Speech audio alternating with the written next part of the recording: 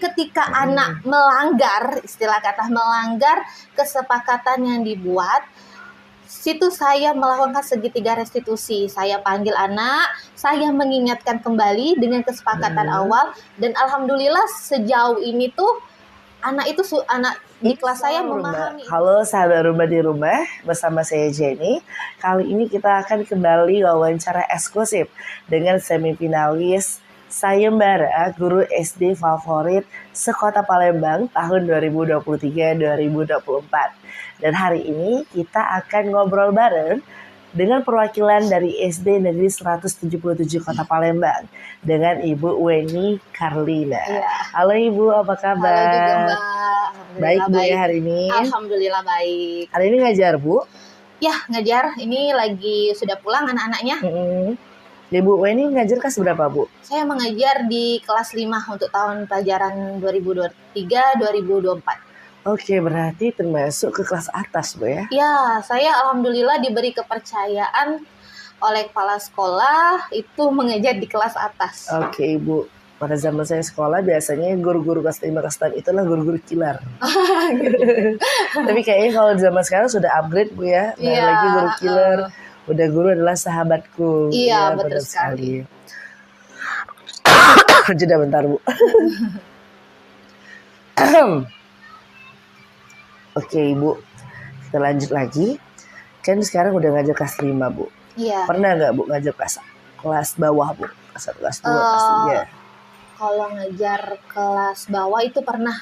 Itu di tahun 2015-16 itu sudah pernah ngajar di kelas 1. Kelas 1 SD ya? 2 tahun ngajar di kelas 1. Oke Ibu. Ibu mulai mengajar itu di tahun berapa Bu? Dulu kalau dibilang mengajar itu tahun 2013 waktu saya umur 19 tahun, itu sambil kuliah. Oh sambil kuliah. Iya sambil kuliah. Saat itu saya baru kelas 1 SMP Bu. Iya. Saya sambil kuliah di tahun 2013 itu kebetulan sekolah ini membutuhkan tenaga honorer. Iya, tenaga honorer. Jadi saya juga sambil jadi operator beserta menjadi guru kelas. Guru kelas ya, waktu itu. Ya. Kelas berapa waktu itu Bu? Saya awalnya tuh saya ngajar bidang studi dulu, guru matematika. Sudah nggak lama itu saya mengajar guru kelas, ya langsung lompat kelas 6. Diberi kepercayaan sama kepala sekolah. Kepercayaan di kelas 6 ya Bu ya? Kelas 6. Masya Allah sekali. Ibu, tentu perjalanan sampai di titik ini tuh tidak semudah yang kita kira Bu. Iya betul sekali. Pasti ada rasa capek ya, kesel, atau mungkin merasa kapan saya kaya.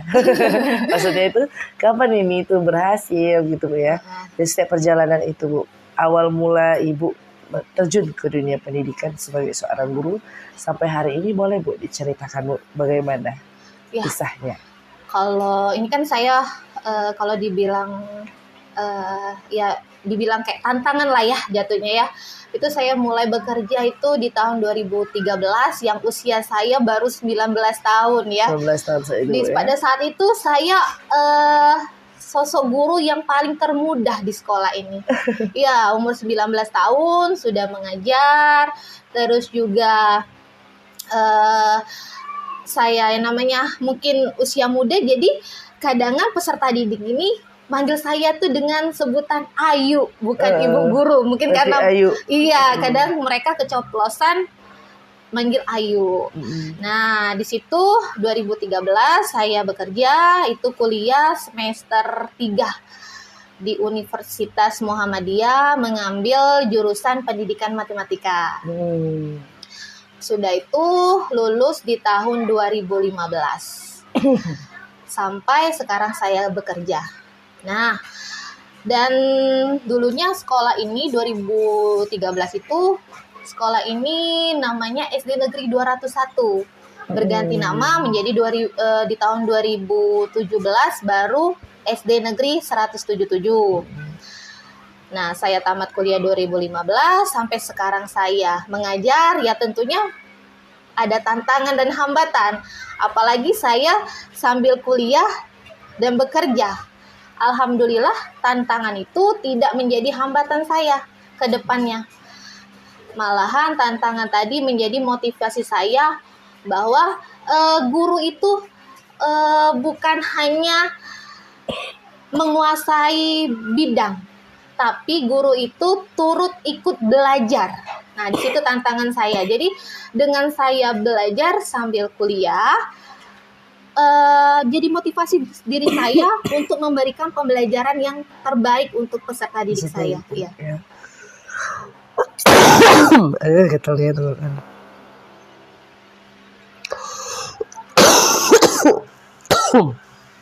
Oke, jeda Bu, kita lanjut. Iya, nggak apa-apa. Oh iya Bu. Jadi Ibu Weni Iya.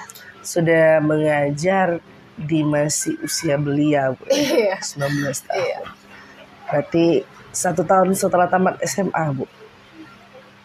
2 1 tahun tahun ya? setengah lah. 1 tahun setengah Bu ya. Semester 3. Bener-bener Bu. Oh iya Bu. Sekarang berarti berapa usia Ibu sekarang? Usia saya 20. Saya kelahiran tahun 94. 94 Iya. ya. Sekarang udah 29-an Bu ya. Dan tentunya udah 10 tahun berlalu. Iya, 10 tahun ya benar 10 tahun. 10 tahun berlalu dan pasti ada pengalaman beradaptasi dengan siswa Bu. Pasti berbeda-beda Bu ya. Bagaimana Bu seorang Ibu Weni beradaptasi dengan hal tersebut? Iya. Itu tantangan tersendiri untuk saya menjadi seorang guru. Mungkin tantangan guru-guru juga ketika menghadapi karakter peserta didik yang berbeda-beda menjadi tantangan kita, khususnya sebagai guru. Kalau saya menanggapi tantangan tersebut menjadi semangat dan motivasi diri untuk saya sendiri ya Mbak ya. Jadi dengan adanya perbedaan, saya harus menerapkan strategi pembelajaran yang sesuai dengan kebutuhan murid.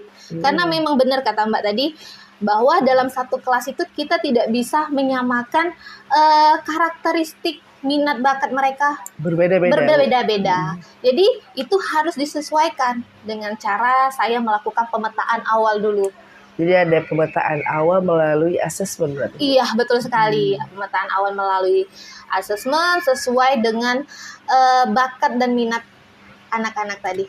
Jadi Bu, dalam prosesnya itu asesmen itu seperti apa Bu? Apa diberi tes atau apa gimana Bu? Betul sekali. Sebenarnya kalau dibilang asesmen pemetaan awal itu secara tidak langsung ya Mbak ya. Kalau kita mengajar di dalam kelas, itu terlihat sekali ketika baru masuk kelas, Bu izin Bu ke toilet. Oh anak ini berarti mode pembelajarannya kinestetik, belum apa-apa izin, Mau bergerak Bu? Iya mau bergerak. Terus juga ada anak-anak ketika guru menjelaskan mata pelajaran melalui gambar, wah dia sangat senang, sangat aktif dalam pembelajaran itu. Jadi kalau dibilang asesmen awal itu bisa berupa angket saya lakukan dan berupa observasi, pengamatan langsung dari saya sendiri. Benar Ibu.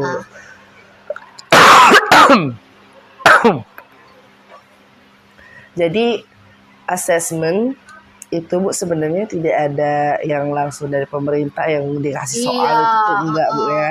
Ada juga, cuman lebih dimodifikasi kita sebagai guru bagaimana pemetaannya gitu ya. Jadi lebih ke observasi, kemudian pengamatan di kelas Bu ya, dan tentunya berarti Ibu juga sempat memberikan pembelajaran yang sama dulu Bu ya. Kalau kita coba video, siapa yang senang video, kita coba experience, siapa yang suka dengan eksperimen gitu Bu ya. Jadi secara langsung jadi guru itu Bu juga merangkap jadi psikolog anak Bu ya.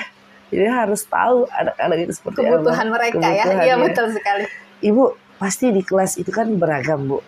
Ada yang mungkin luar biasa suka ganggu temennya, pasti itu Bu. Biasanya sekolah tuh ada aja kayak gitu. Ada juga yang diam banget Bu. Bagaimana seorang Ibu Weni mengatasi hal tersebut Bu? Walaupun anaknya aktif maupun pasif, tapi tetap merasa sama, kasih sayang Bu Weni itu sama. Lalu bagaimana cara Ibu mengkondusifkan kelas yang mungkin pada pengajaran itu kadang tidak kondusif. Bagaimana Iya, Bu? benar. Ya, kalau dibilang di dalam kelas itu karakter anak tadi sudah saya bilang kan ini Mbak ya berbeda-beda Mbak ya. Pemetaan Berarti juga dibutuhkan. mungkin dalam pembelajaran kita berikan ke peserta didik kita, ada yang terlihat anak itu aktif, ada yang juga diem saja. Nah, di situ saya menjadi refleksi diri saya dengan cara yang anak yang kurang aktif tadi saya lakukan segitiga restitusi. Saya ini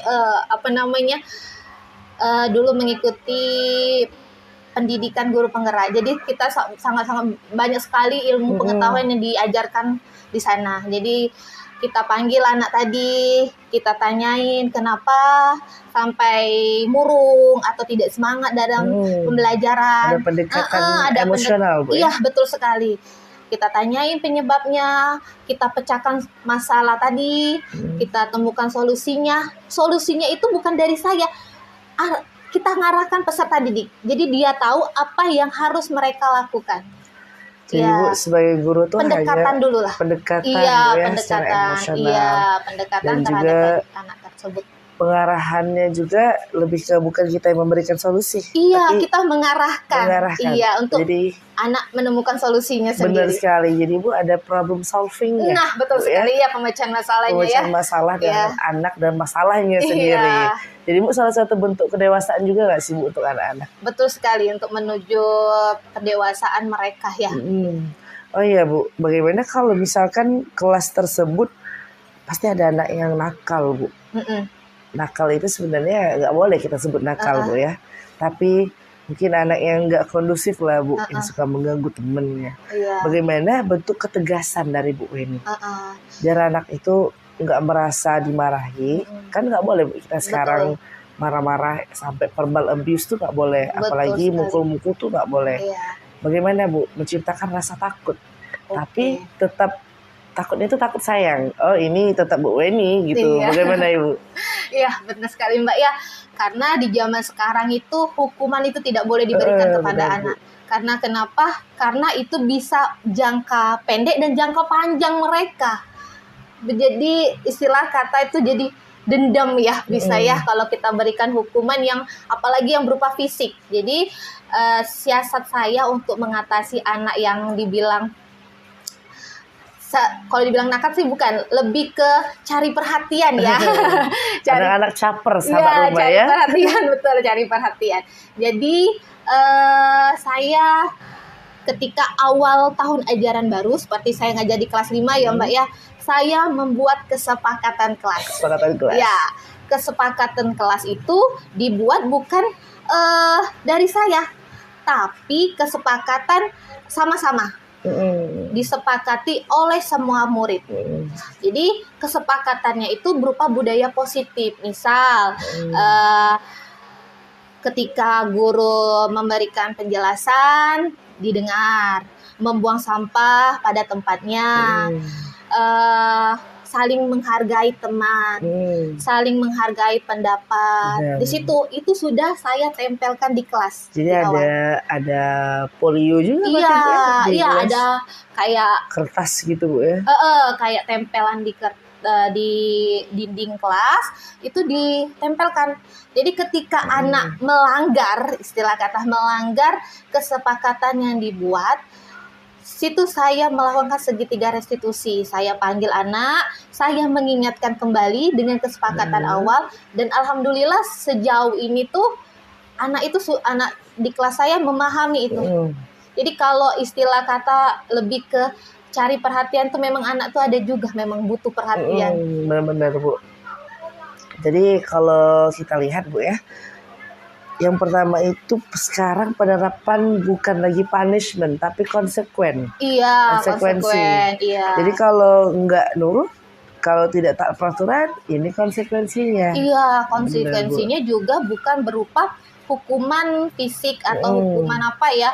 Konsekuensinya berupa misal kesepakatan yang mereka langgar itu mereka konsekuensinya buat untuk kayak tugas kayak gitu, tugas misalnya buat mading, tapi sesuai dengan kesalahan yang mereka langgar seperti itu. Benar sekali Ibu. Jadi Ibu, sekarang itu tuh menuju generasi yang lebih positif Bu ya. Iya. Tentunya. Berbeda dengan era saya sekolah itu tahun 2007 kelas 1 SD Bu. 2007 ya. Nah, kelas tahun 2001 kan. Kelahiran tahun berapa? 2001. Oh 2001. Ya. Jadi memang saya ingat sekali Bu, nggak hafal keluar kelas. Ya beda sekarang. Beda sekarang Bu. Saya lihat adik saya yang masih sekolah, dia sudah menggunakan kurikulum Merdeka. Katanya aku lagi dapat hukuman Mbak. Apa tuh? Disuruh ini hukumannya tuh buat mading, bener kata Ibu tadi. Lebih ke konsekuensi ya. Jadi dia buat mading sendiri karena tahu itu capek, nggak mau lagi. Jadi Nggak mau lagi melanggar peraturan itu. Bener Bu, lebih mendidik sekarang Bu ya. Biar anak-anak tuh tidak menyepelekan akan hukuman Ibu ya. Makanya perlu sekali dibuat kesepakatan kelas di awal kita mengajar. Benar sekali Bu. Bu, kalau perbedaan di zaman dulu kan sama sekarang kan pasti sudah 10 tahun mengajar. Menuju 11 bahkan Ibu ya, menuju 11 tahun. Kalau punya anak satu udah gede itu. Kalau dari tahun 19 tahun itu sudah punya anak, udah gede anak Ibu ya. Kalau punya cicilan udah lunas kali itu. Di 11 tahun mengajar itu Bu, pasti ada perbedaan kurikulum. Iya, betul sekali. Upgrade terus untuk menjadi lebih baik tentunya. Bagaimana seorang Ibu ini beradaptasi Bu dengan hal tersebut? Walaupun berubah-ubah, tapi anak-anak tetap menerima pendidikan yang baik. Iya. Tidak ada keluhan dari guru. Kan anak-anak nggak tahu menahu Bu tentang perubahan-perubahan itu. Tahu-tahu, oh saya kurikulum ini, oh ya sudah. Iya, betul. Nggak ada sesuatu yang membuat mereka ke distrak, nggak ada. Iya. Tapi gurunya yang jadi menambah tantangan baru Bu. Iya, betul. Bagaimana Ibu Weni menghadapi tantangan perubahan kurikulum, pengemasan media belajar yang tidak membosankan. Iya. Dan bagaimana Bu Weni? Boleh diceritakan? Benar sekali Mbak ya. Itu dulu saya kerja di sini 2013. Itu saya sudah kurikulum 2013. K13 Iya, Bu, K13. Nah, terus nggak lama itu ini berubah kurikulum Merdeka. Ini baru di sekolah saya di kelas 1 dan 4. Untuk kelas saya sendiri, saya kelas 5 belum menerapkan kurikulum kurikulum Merdeka.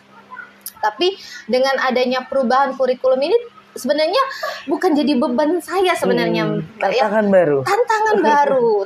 baru memang harus ada perubahan seperti itu. Karena tanpa kita sadari mungkin dulunya kita mengajar sesuai kehendak kita sendiri Mbak ya. Mengajar tuh demonstrasi pemaparan aja sama anak. Menceritakan deskripsi saja. Sudah nak, tugas latihan. Nah, terus gurunya keluar. Misalkan tanpa kita sadari istilah katakan. Nah, dengan ada perubahan kurikulum Merdeka sesuai kebutuhan mereka, minat bakat mereka, ini sangat bagus. Nah, walaupun saya masih menggunakan kurikulum 2013, saya sedikit-sedikit sudah menerapkan kurikulum kurikulum Merdeka. Kurikulum Merdeka. Ya. Karena kenapa? Supaya peserta didik saya ini nantinya tidak terkejut. Tidak terkejut ketika dia di kelas 6 sudah kurikulum Merdeka. Benar. Jadi perlahan-lahan kita arahkan mereka dengan penerapan kurikulum Merdeka. Kurikulum baru, kurikulum Merdeka. Dengan cara ya seperti saya mengajar dengan metode lebih ke berdiferensiasi sesuai kebutuhan, minat dan bakat mereka. Terus juga dalam bentuk keseharian mereka, kemandirian mereka ya. Nah, itu saya terapkan. Terus juga walaupun saya masih kurikulum 2013, sebelum saya memasuki kurikulum Merdeka untuk mengajarkan peserta didik, tentunya kita harus ada pengetahuan dulu kan, dengan cara saya melakukan pengembangan diri. Jadi ketika ada webinar, seminar, pelatihan, saya ikuti. Bu, kayak gini aja gitu. Iya, kayak gini kurikulum Merdeka. Walaupun saya masih kurikulum 2013 Mbak ya. Jadi ketika saya sudah berubah kurikulum nanti, kabarnya tahun ajaran baru merdeka semua. Disamaratakan Sama ya? rata, cuma ada perubahan namanya saja, ditambah kurikulum merdeka nasional, kurikulum nasional jadinya ya. Saya melakukan pengembangan diri dulu, mengikuti pelatihan, webinar, seminar, dan ini saya ini sebenarnya baru selesai pendidikan PPG. Baru Iya, PPG, Bu, ya? baru selesai, sertifikatnya sudah. Ini melanjuti saya ini orangnya nggak berhenti untuk belajar, karena cara mengajar kita yang dulu-dulu dengan yang sekarang itu, apalagi menggunakan teknologi, pasti ada perubahan ya. Benar, Ibu. Tentunya Mbak ya. Nah, jadi saya sekarang sudah selesai mengikuti PPG, saya mengikuti pengajar praktik dari guru dari Kemendikbud. Yang pengajar praktik tadi ya membimbing calon-calon guru penggerak tadi, membimbing, memberi motivasi kepada mereka. Jadi guru tadi tidak berhenti untuk belajar. Benar, Ibu. Iya. Suara bel. Iya, betul. Kayaknya itu Ada yang main ini. ada yang mainin itu, Bu. Iya. Kayaknya nggak masuk deh. Aman, Bu, kayaknya. Apa dibilang itu? Apa ini nanti di-cut? Nanti di-cut, Bu. Ya, Nah, udah ada ini, Bu. Nggak ada suara lagi. Lanjut. Oke, lanjut, Ibu. Nah, Ibu, tadi kan udah kita dengar, Bu, ya, sama-sama. Tentu sahabat Rumba di rumah juga mendapatkan insight baru, pengetahuan baru seputar kurikulum merdeka. Dan tentu ternyata sebenarnya bisa menjadi kurikulum yang lebih baik, Bu, ya, dari sebelumnya. Betul. Karena anak-anak tuh ibarat sebuah peribahasa, tidak dipaksa yang bukan kemampuannya. Iya. Pernah kan, Bu, kalau kita lihat di era dulu kan harus bisa matematika, harus bisa, yang seharusnya di bidang olahraga dipaksa untuk di bidang matematika yang benar-benar ditekan terus. Iya. Nah, sekarang kan kayaknya sudah seperti minat bakatnya sudah ditentukan, Bu, ya. Iya. Kalau dapat dari cerita Ibu tadi benar-benar luar biasa, Bu. Iya. Apa nggak masuk ini? Oh, Aman, nggak Bu. masuk. Aman Kalau ya, dia kecil, kalau dia besar baru masuk dulu. Oh iya, Ibu Weni. Selanjutnya, kalau untuk penerapan belajar, Bu, Iya. sudah ada teknologi belum, Bu? Sudah ada. Sudah ada, Bu. Sudah ada. Seperti teknologi seperti apa, Bu? Teknologinya ya laptop.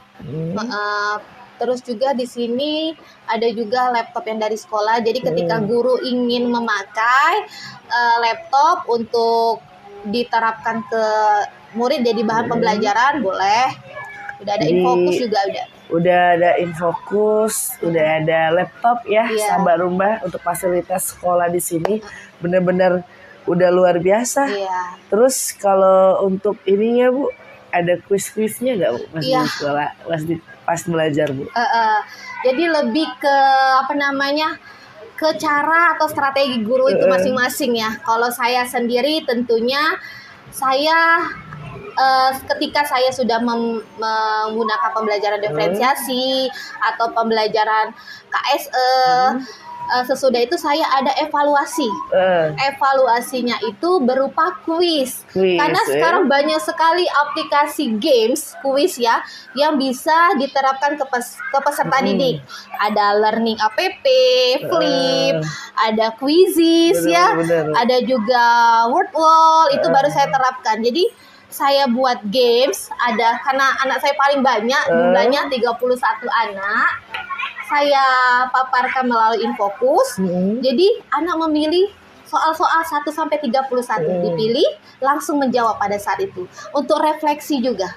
Refleksi, anak tersebut sudah memahami apa yang kita ajarkan pada saat itu. Jadi benar-benar ini, Bu, ya, semakin canggih. Iya. Ini sekarang, Bu, ya. Oh iya, Bu, pasti ada momen, Bu. Momen terindahnya, Bu. Iya. Pada saat kita mengajar. Apa, Bu, momen terindah ataupun mengesankan pada saat mengajar, Bu, ini? Kalau dibilang momen, ya tentunya pasti ada ya, Mbak ya. Ketika saya sudah terjun di dunia kependidikan, guru, itu ketika saya sudah menekuni profesi tersebut, apalagi saya mengajar di kelas, saya berhadapan langsung dengan peserta didik saya. Ketika kita ada beban, ada masalah, ada pikiran, tetapi terasa hilang seketika ketika kita melihat peserta didik kita. Walaupun terkadang mereka sering membuat kita jengkel, kesal, marah, tapi mereka sangat menyayangi kita. Mereka sangat peduli dengan kita. Begitu pula saya. Jadi ketika dibilang momen itu ya kebersamaan tadi. Kebersamaan karena saya ini sering juga menerapkan ice breaking. Jadi awal itu mereka tuh senang kalau saya tidak hadir, hari apa itu saya tidak hadir karena sakit. Besoknya saya hadir, mereka tanya, "Ibu kenapa sakit?" Rasanya kita tuh dirindukan ya. Kita dirindukan, kita diharapkan untuk hadir. Itu merasa hal yang sangat menyenangkan ketika kita sudah bertemu dengan peserta didik saya. Karena kalau dibilang ada masalah, yang namanya manusia pasti ada masalah. Pasti ada masalah. Nah, karena kita terjun di dunia kependidikan, bertemu anak-anak SD, itu suasananya beda. Seru, asik, walaupun ada yang hal-hal yang tingkah mereka membuat kita ketawa.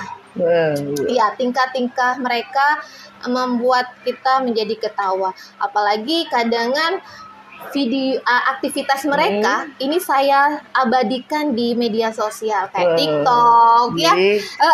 Suka juga mengabadikan di media sosial ya. Instagram. Jadi mereka tuh tahu ketika lagi istirahat saya megang handphone, mereka tahu kalau itu direkam. Jadi dia sudah terbiasa ada momen-momen kebersamaan seperti itu. Jadi Bu. sangat menyenangkan. Jadi momennya kita rekam langsung, Bu. Iya, diabadikan ya. Jadi suatu hari nanti 10 tahun ke depan anaknya ketemu lagi, tetap masih ada kenangannya. Benar betul sekali. Sahabat Rumba di Rumah, tentu banyak sekali inspirasi yang bisa kita ambil dari Ibu Weni tentunya. Mulai dari sistem pengajaran, semangat juang, dan juga momen kebersamaan dengan siswa, Bu ya. Ibu, saat ini tentu kami kaula muda ini lagi berjuang, Bu. Ada yang lagi capek-capeknya, ngeluh terus. Pasti itu ada, Bu. Bagaimana, Bu, motivasi dari Ibu Weni agar kami kaula muda itu tetap semangat dan menjalani sesuatu untuk menggapai cita-cita kami. Bagaimana Bu ini motivasinya? Motivasi saya untuk teman-teman yang mau terjun ke dunia pendidikan, saya mengambil kutipan dari Steve Jobs. Kutipannya seperti ini. Satu-satunya cara melakukan pekerjaan hebat itu dengan cara mencintai setiap apa yang dilakukan. Jadi ketika teman-teman sudah terjun di dunia kependidikan dan mencintai apa yang kalian lakukan, yaitu misalkan kalian mencintai bidang profesi kalian sebagai guru, itu akan muncullah di hati kalian tanggung jawab dan juga muncullah usaha-usaha untuk memberikan yang terbaik kepada peserta didiknya. Sehingga ilmu yang kalian berikan kepada anak didik dapat bermanfaat dan berguna untuk kedepannya. Benar Ibu, berarti mencintai pekerjaan. Iya, mencintai apa yang setiap dilakukan. Benar itu ya. Sekali. Jadi teman-teman sahabat Rumba di Rumah, tentu luar biasa sekali inspirasi dari Ibu Weni. Terima kasih Ibu untuk inspirasi yang luar biasa, motivasi yang juga luar biasa. Semoga teman-teman di rumah juga terinspirasi dengan Ibu Weni tentunya. Dan jangan lupa untuk like video, subscribe, juga komen untuk salah satu dukungan kita kepada Ibu Weni Karlina, menjadikan Ibu Weni salah satu penganugerahan guru favorit SD sekota Palembang. Amin Ibu. Amin, jadi ya suatu Rabbal prestasi Alamin. baru lagi itu. Iya. Pengalaman baru lagi tentunya. Ya. Semoga saja lulus Bu ya kali ini. Amin. Tentu. Baik teman-teman, saya Jenny dan juga Ibu Weni Karlina. Kami pamit undur diri. Salam Rumba.